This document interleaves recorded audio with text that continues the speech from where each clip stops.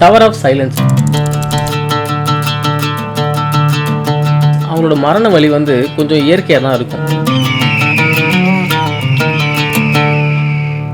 ஜொராஸ்ட்ரியன்ஸ் வந்து earth, fire, water இதெல்லாம் ஒரு பியூர் எலமெண்ட்ஸ் அப்படின்னு அவங்க நம்புகிறாங்க.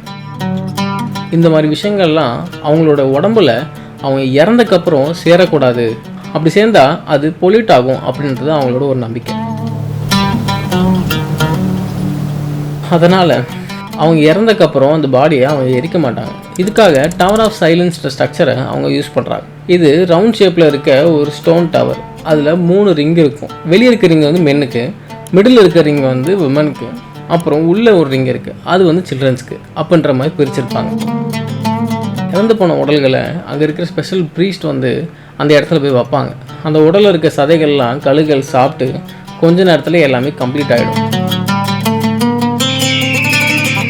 மிச்சம் இருக்கிற அந்த எலும்புகள்லாம் சூரிய வெளிச்சத்தில் ட்ரை ஆகி அதுக்கப்புறம் கொஞ்ச நேரத்தில் அங்கே கீழே விழுந்து பவுடர் ஆகி எல்லாமே காணாமல் போயிடுமா.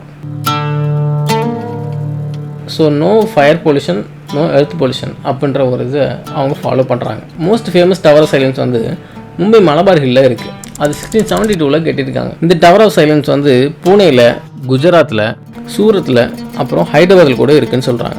இப்போ ஒரு சில பொல்யூஷன்னால இந்த வல்ச்சர் பாப்புலேஷன் வந்து கொஞ்சம் குறைஞ்சிருச்சு. சோலார் பவர் யூஸ் பண்ணி டீகம்போஸ் பண்ணுற சிஸ்டமை ஒரு சிலர் யூஸ் பண்ணுறாங்க.